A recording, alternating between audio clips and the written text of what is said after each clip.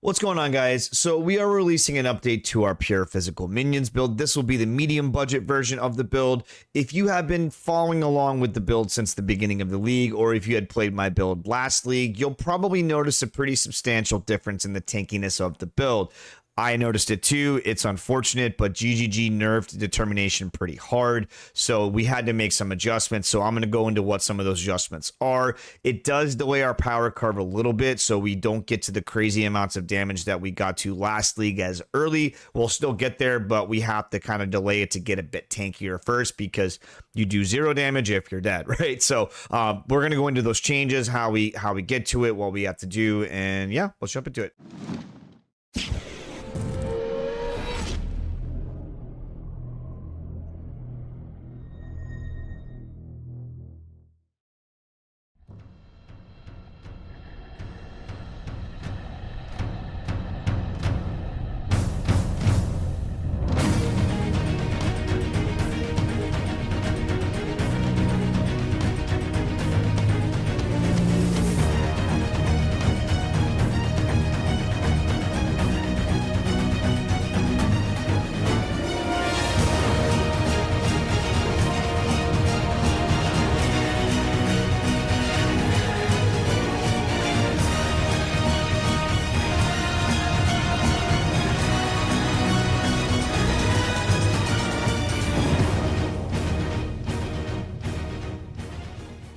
All right, so before we jump into the meat of the potatoes of the build, there's one thing I wanted to cover before we kind of jumped in, and that was the build progression. And one of the things that I find when I'm following someone else's build guide is the build progression. What should I buy first? What should I buy?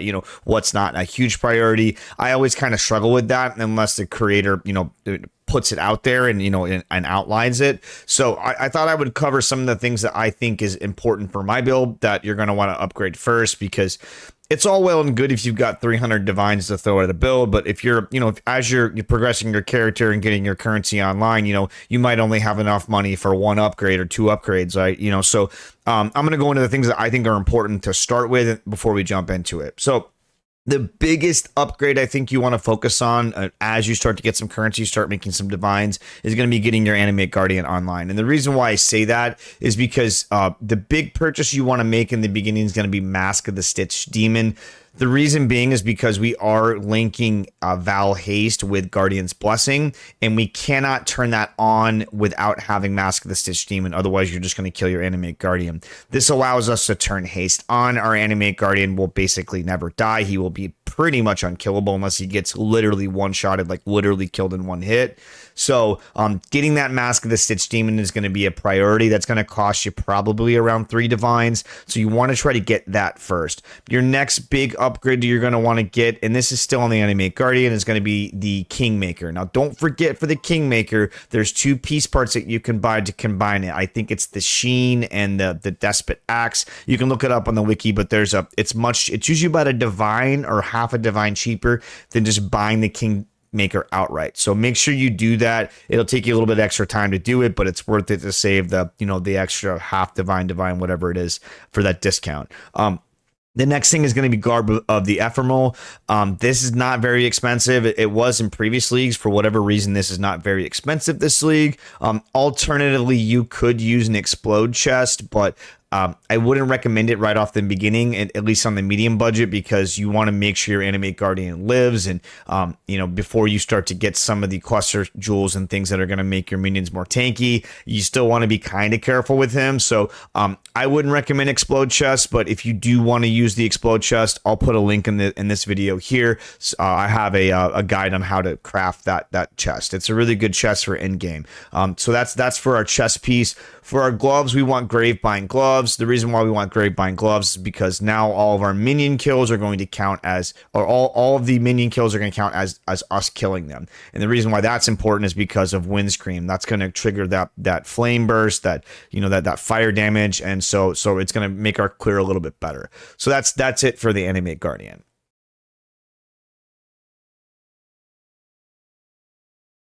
All right, so this is the item set breakdown. So we're going to go through it line by line. If you have been following my build guides for a while, or if you've been, a fan of my channel for a while, you'll know that I love Mata's teachings. This weapon is amazing. It's really, really good, and it gives us everything that we want. And I feel like it's been largely kind of forgotten about by the community. I don't know why. It's really good, but what Matas does is it gives us +2 to all our minion skill gems. It also makes it to where our minions base crit is based off of the base crit of our weapon, right? So one tip when buying your Matas, just buy a +2, don't buy a +1. The +2 is not that much more expensive. Also, don't buy one that's got a high, get one that's got a high critical chance just based on the weapon.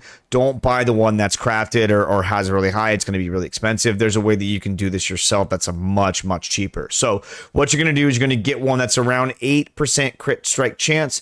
And then there's a harvest craft that you can make it so where quality affects the crit chance over just, regular quality effects. So you can do that. And then you can take it one step further and you can corrupt it if you've got some currency and don't mind, the chance of bricking your item. You can corrupt it. And then what you can do is you can use tainted whetstones to increase it up to 28%, I believe it is, which is going to give you an extra 1% crit chance to your minions. So pretty good. So that's for Matas. We're also using the Sivlin girded tower shield. If you don't know about this shield was released in this league. It is an insanely good shield. If you don't know about it, I will put a link in the description of this video. I have a whole video I cover this shield. It's really good, but the TLDR for this shield is that it's going to make our block chance lucky, so it's going to make us really tanky with not a whole lot of investment. All right, next is going to be our helmet. You are going to want an armor energy shield base. I was messing around with some armor evasion stuff to try to see if we could get some spell suppression. The problem is that we only have 4 pieces of rare gear in our build. Everything else is unique, and it's really hard to get all of our resistances, plus spell suppression, plus the stats that we need, because we are pretty stat heavy as well. So I think armor energy shield is our best bet. If anybody has any tips on how to try to fit spell suppression into the build where it's going to be enough where it'll matter, let me know in the comments, but I wasn't able to figure it out, at least not on a medium budget. So anyways, I digress. So for our helmet, we're going to want a +2 minion helmet.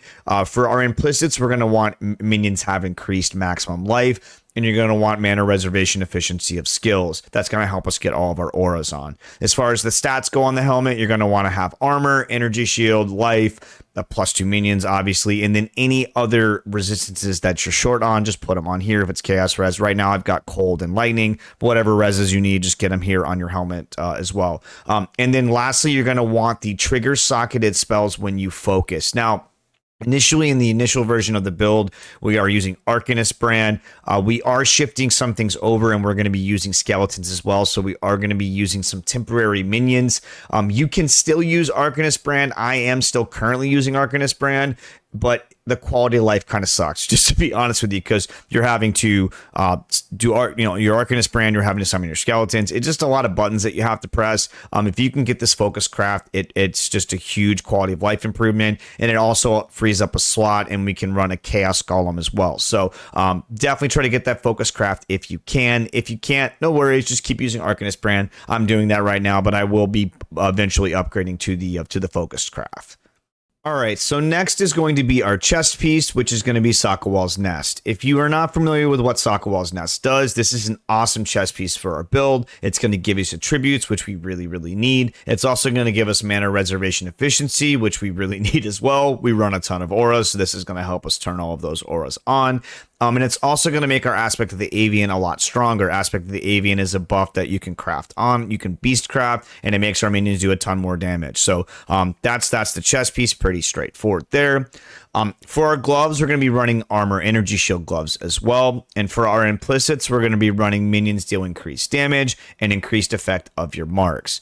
As far as the stats go, you want to have armor, energy shield, and armor percent increase. If you can find it with base armor and energy shield as well, that's really good. If not a huge deal. You definitely want to have life on there too, and then whatever resistances that you need. I have all 3 reses on here. This was kind of my item to get my reses straight, but yeah, whatever you need, just craft it on here. For our boots, this is where we're going to craft our aspect of the avian. This is probably the best spot to put it. So that's what my suggestion is. You can put aspect of the avian on any of the rare pieces of gear that you have. I feel like the boots is the best spot, but if you want to put it somewhere else, that's fine. But you definitely want to be running this this aura because it is really strong, especially with Sokka Wall. So we're also, once again, another armor energy shield base. For our implicits, we want to have brittle ground while moving. You want to try to get it above 2 seconds. 2 seconds is really short, which makes it so where it basically falls off almost instantly. So you are going to want to try to get at least 3 seconds. The higher the better, but don't waste a ton of currency on this unless you do have like a best in slot boots that you don't plan on upgrading ever, or not until you have a ton of currency. So that's what we want for our implicits. And then our second implicit is not super important. I've got chance to avoid elemental ailments, but it's not really crazy important. So don't worry about spending a bunch of currency on trying to get this. That's probably the best one, but don't worry about it. It's not super important. Okay. So for the stats, we want armor, energy, shield increase. We want life. Also, we want to get our reses, we want to have movement speed, and then we want to make sure that we have aspect of the avian here. So when you are crafting or buying this piece of gear, you want to make sure it does have an open suffix. That's what aspect of the avian is. So make sure you have that so you can craft it on the boots.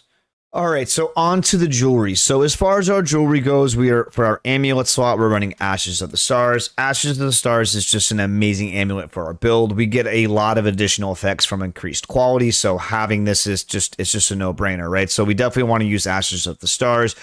You don't need to get a max roll on this. If you can get one that's not crazy expensive, go for it, but you're fine with a 24 or 25%. You should have no problem with that.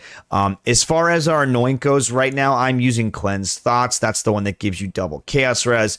The reason why I'm using that is because it's pretty hard for us to get to chaos res cap until we start getting some cluster jewels that have chaos res on it, and those can get kind of expensive. So this was my fix to get to chaos res cap, and I'm not even capped without having my chaos flask on, but it's decent. It's like 50%. I'm just slightly under without the flask up. So just a temporary fix until we get a bit more currency, but that's what we're doing there for our amulet. For our ring, we're using a Hungry Loot. Our support gems that we're using is going to be Feeding Frenzy, Maim, Meat Shield, and Minion Life, and then you're going to put your Specters in this. And then our other ring slot, we are going to be using just an unset ring. Right now, I have got Cyclone in that, but you can put any of the one-off skill gems in there that you have.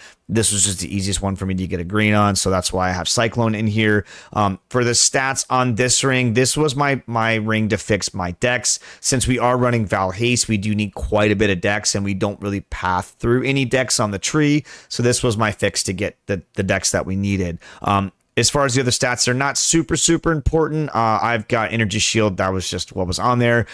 It's some max life, the pretty decently rolled max life, and then fire res and cold res, but you can put whatever reses that you need to put on here. All right, and last but not least, for our belt, we're going to be running Darkness Enthroned. It's pretty standard for most minion builds.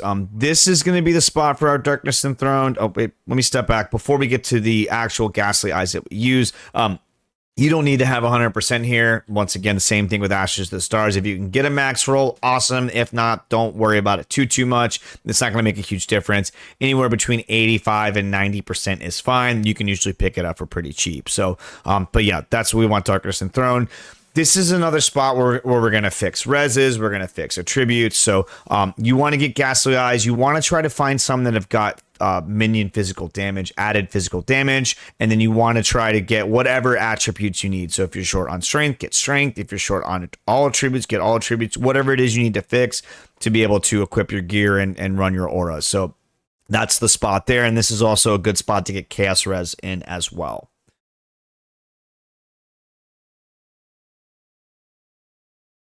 As far as the skill gems go, where you put the skill gems at in your gear is not super relevant. There are only two exceptions for our build. One is obviously the 6-link. You have to have that in a 6-link slot. But the other is the helmet. And the reason is because we are running a focused craft there. And that can only be put on a helmet. So that piece of gear is set. But for everything else, you can just put it wherever you need to put it, as long as you have the links that can support the amount of links that you need, right? So for our helmet, we have Assassin's Mark Mark, Bone Offering, Desecrate, and Summon Chaos Golem. If you do not have the Focus Craft yet, you would replace this here with Arcanist Brand, and you would still continue to cast Arcanist Brands. Okay. In our shield, we've got Determination, and we have Summon, Carrion Golem, and Pride. We did take Summon, Carrion Golem out of our 6-link, and we replaced it with another skill gem, which I'll get to in just a second. In our Hungering loop, we've got our Raised Spectre. In our other unset ring, we've got Cyclone. We switched off of Smite to Cyclone. The reason being is because Cyclone is just way more efficient with all of the quality that we get from Ashes of the Stars. We basically get no movement penalty at all, so we can just move at full speed. And it basically constantly triggers Summon Holy Relic, so you basically have constant uptime on it, and it's quite a bit of life regen for you and your minions. So that's what we swapped there. For our boots, we have Val Haste, Meat Shield, Animate Guardian, Guardian's Blessing. This is how we turn on our Val Haste. We have Flesh and Stone, Convocation, and Val Molten Shell in our weapon slot. In our other one, we have, in our gloves, we have Precision, Summon Holy Relic, and Generosity. And then we have Vitality there as well. Our 6-link, so our 6-link has changed. We are now using Val Summon Skeletons, opposed to having Carrion Golems there. Unfortunately, because of the nerfs, the constant nerfs to permanent minions, it's really hard to get the respectable damage on permanent minions. You really almost have to be running skeletons or summon Raging Spirits. It's really hard to get enough damage on permanent minions. They need to be more like support minions. So that's why we're running Val Summon Skeletons here. So we've got Raise Zombie, Minion Damage, Val Summon Skeletons, Multi-Strike, Melee Physical Damage, and Brutality. And then lastly, we have Aspect of the Avian. Whatever piece of gear you have that on, that'll be where that's at.